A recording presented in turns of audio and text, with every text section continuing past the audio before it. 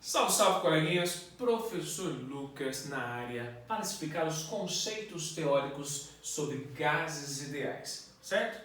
Esse assunto é muito trabalhado em química e também ele vem aí antecipando o assunto de termodinâmica na física, tá? Então, lógico que vocês já viram isso em química, mas a pegada na parte física é um pouquinho diferente, tá? Apesar de estarmos falando sempre da mesma coisa, tá bom? Vamos lá, primeiro ponto, o que a gente está estudando são gases ideais. E todo gás, para ser ideal, ele tem que obedecer a 4 condições. Primeira condição, a amostra de um gás ideal, ele tem que ter movimento caótico. Segunda condição, e os choques entre eles, afinal de contas, eles têm energia, eles têm temperatura, eles estão em movimento, então eles vão se colidir.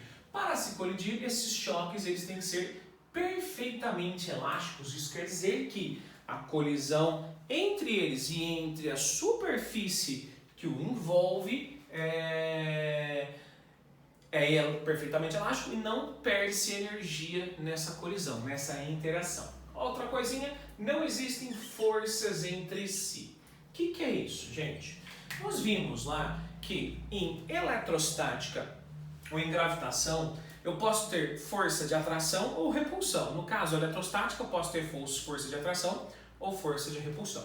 No caso de gravitação, eu posso ter força de atração entre duas massas. Nesse caso, considerando o gás ideal, não são exercidas forças gravitacionais e nem forças elétricas, ou seja, não são exercidas forças entre si. Eu vou desprezar ele.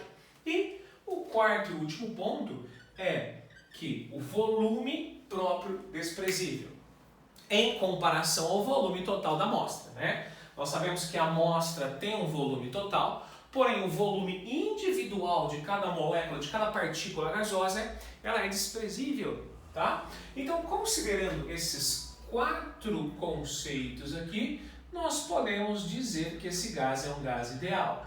Ideal, gás idealizado, na prática não existe, porém eu posso chegar a algo muito próximo disso.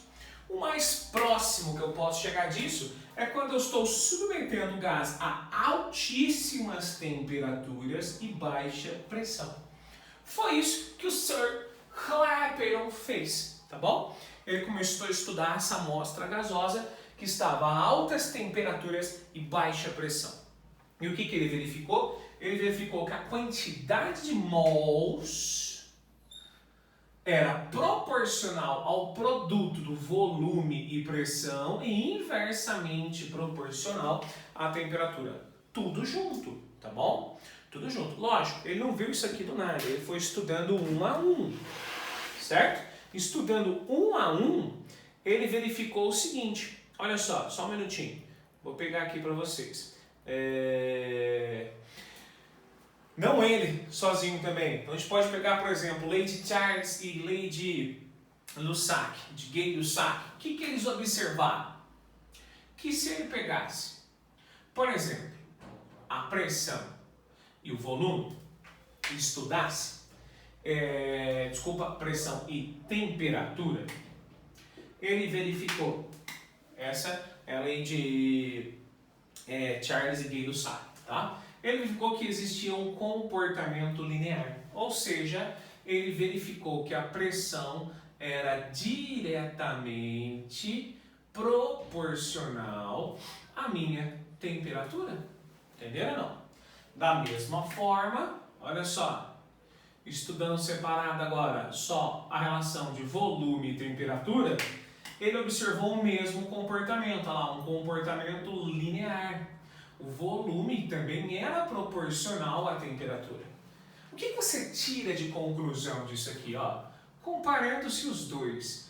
Se pressão proporcional à temperatura, o volume proporcional à temperatura, a pressão e o volume, os dois juntos, são proporcionais à temperatura. Não é verdade? Tá? E para provar que esses dois são proporcionais à temperatura, obviamente, a pressão tem que ser inversamente proporcional ao volume. E foi isso que o Sir Boyle-Mariotte verificou. Por quê? Analisando um gráfico, deixa eu apagar aqui, de pressão por volume, ele viu que era uma função inversa. Ou seja, ele verificou que a pressão realmente era inversamente proporcional ao volume. Tá bom? Unificando, olha só, então, pressão vezes volume é proporcional à temperatura. A prova disso foi de Boyle-Mariotti. Boyle-Mariotti verificou que realmente, olha lá, que a pressão era proporcional ao inverso da temperatura, então eu poderia afirmar isso aqui com certeza, tá bom? Então lá, Gay, Lussac, Jaules, Boyle-Mariotti, lei de Charles, eles verificaram sempre grandezas de duas em duas. Joia? Como que eu poderia unificar todo mundo aqui? Quem conseguiu unificar todo mundo foi Klepper. Unificando essa proporcionalidade, o que ele fez? Ele verificou o seguinte, conforme eu havia dito antes, que se eu passar a temperatura para lá, ó, que a pressão, olha só o que ele verificou. Isso nós já havíamos concluído antes. Pressão vezes volume era proporcional a minha temperatura, certo? Ele verificou mais do que isso. Ele verificou que a pressão e volume eram proporcional ao número de mols e também à temperatura. Ou, em outras palavras, ele passou o tempo dividindo do outro lado e matematicamente ele pôde afirmar que o número de mols era proporcional à relação PV sobre T. Foi o que Clapeyron verificou experimentalmente usando gases submetidos a altas temperaturas e baixa pressão. Não sozinho, certo? Ele tirou suas conclusões também com a ajuda de lei de Charles, Gay-Lussac e Boyle e Mariotti, tá bom? Conforme os gráficos que eu mostrei para vocês. Então, tendo esses conceitos em mente, tendo o conceito que o número de mols é proporcional a essa relação, ele pensou o seguinte, do ponto de vista matemático, para transformar uma proporcionalidade lá em igualdade, basta o quê? Multiplicar por uma constante. Ele chamou essa constante de R, uma constante dos gases. Então, matematicamente, nós chegamos na seguinte equação de Clapeyron, PV igual a nRT, ou Palmeiras vence novamente o rebaixado tricolor, tá? Ou outras frases que a gente pode falar no particular depois, tá bom? Mas o importante é que é PV igual a nRT, certo? Bom, matematicamente, eu também posso fazer o seguinte, se eu isolar o NR nada mais é do que uma constante. Se ela é uma constante, significa, isolando esse cara, passar o T para lá dividindo.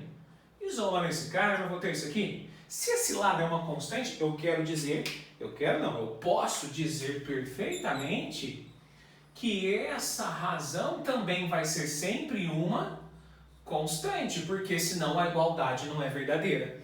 E se essa razão é uma constante, eu posso, com certeza, pensar que em uma transformação gasosa, se eu tiver uma transformação, olha só,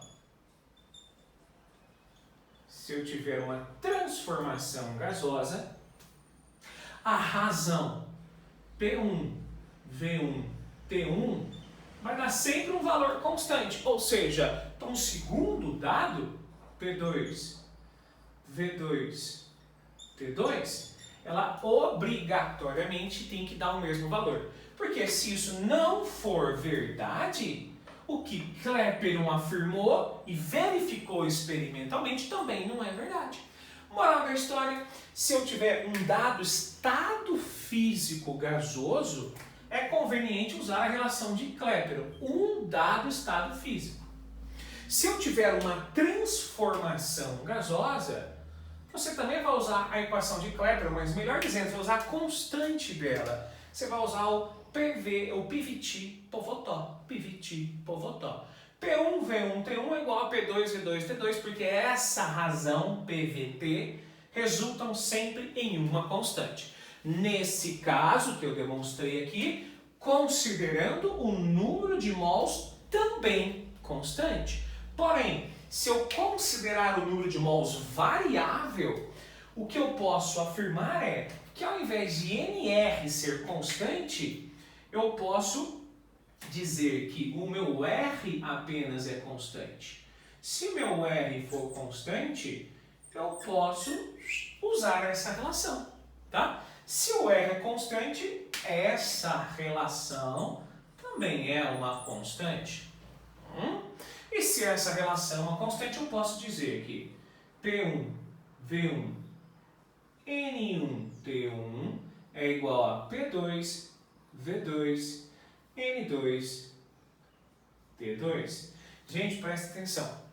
Essa relação do Pviniti e Pvinotó eu vou usar quando eu tenho variação de número de mols. Por exemplo, quando você tem um pneu cheio de ar, certo? Um dado estado físico. Estado 1, ele está cheio de ar, alta pressão. Aí você vai lá e esvazia o pneu. Não esvazia tudo não, um pouquinho só. O que está acontecendo? Eu vou para um estado 2, eu vou para um segundo estado. Porém, esse segundo estado, apesar de variar a pressão e possivelmente a temperatura e o volume, ele também está perdendo, está variando o número de mols. Então, nesse caso, é conveniente utilizarmos o Pviniti, Pvinotó, tá bom? Mas em 90% dos casos, nós vamos usar as transformações gasosas, considerando sempre também o número de mols com uma constante, certinho? A dica que eu deixo para vocês é a seguinte: em vários exercícios, ele vai trazer assim, ó, olha, considere essa transformação, considere que o gás saiu de um estado 1 para o estado 2, do estado inicial para o estado final, em uma condição isotérmica, ou isobárica, ou isométrica, que é a mesma coisa de isovolumétrica, que é a mesma coisa de isocórica. Então esses termos vão aparecer para vocês. E o que significa esse termo? Esse termo significa mesma temperatura. E se eu tenho a mesma temperatura, eu posso cancelar o T1 com o T2 do ponto de vista matemático. De tal forma que se a transformação for uma transformação isotérmica, o Pviniti Pvinotó ficaria P1, V1 é igual a P2, V2, certo? Se eu estiver variando o número de mols, eu vou ter que usar o quê? Eu vou ter que usar, vamos lá, colocar outra cor, ó, vai ficar P1, V1, N1 é igual a P2, V2, N2. Ok? Da mesma forma, transformações isobáricas. Isobárica é a mesma pressão, então a pressão vai embora. Então, usaria Viti igual a Votó. Ou, no caso, onde eu tenho também o número de mols variando, é Viniti Vinotó. V1, N1, T1 é igual a V2, N2, T2. Tudo bem?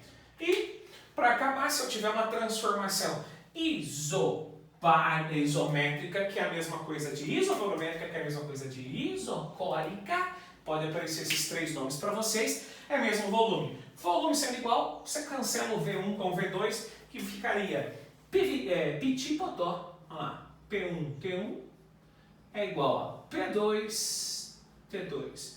No caso, onde eu tenho também a variação do número de mols, ficaria Pviniti Pvinotó. P1, N1, T1 é igual a P2, N2, T2.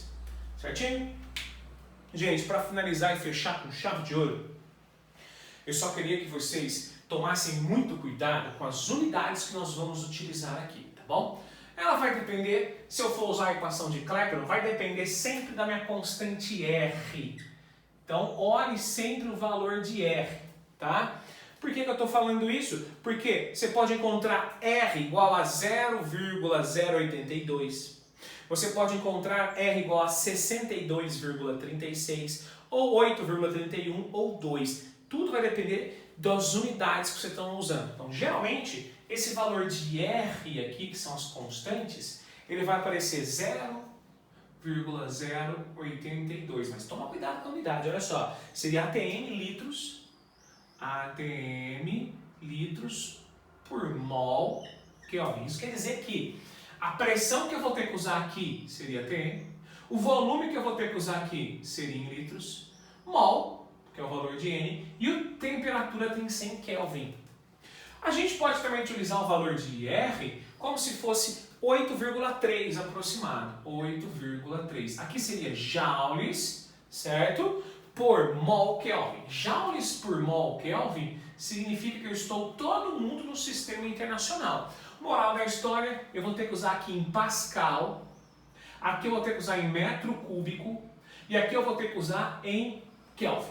Tudo no sistema internacional, tá bom? Então os principais valores de R que podem aparecer para vocês são 0,082, que eu vou ter que usar a pressão, volume e temperatura nessas condições, ou 8,3, que seriam todos os valores no sistema internacional. Então, por isso que eu coloquei aqui no cantinho as unidades de medidas que podem aparecer para a gente.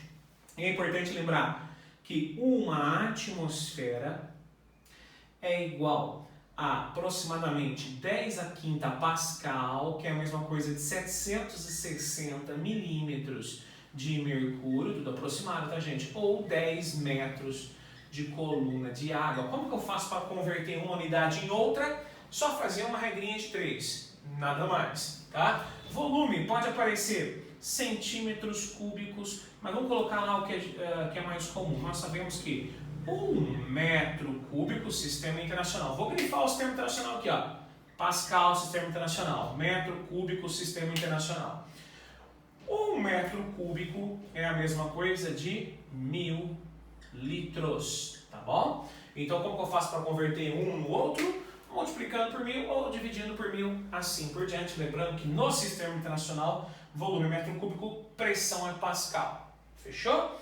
E para finalizar, a temperatura. A temperatura pode aparecer em graus Celsius, pode aparecer Fahrenheit, graus Fahrenheit, ou pode aparecer em Kelvin, ou várias outras unidades de escalas térmicas. Porém, no sistema internacional, eu vou ter que usar aqui em Kelvin. Tudo bem, gente? Entenderam?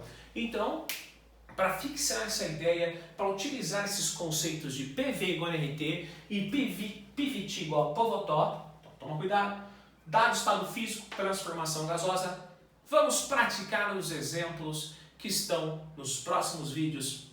Até a próxima!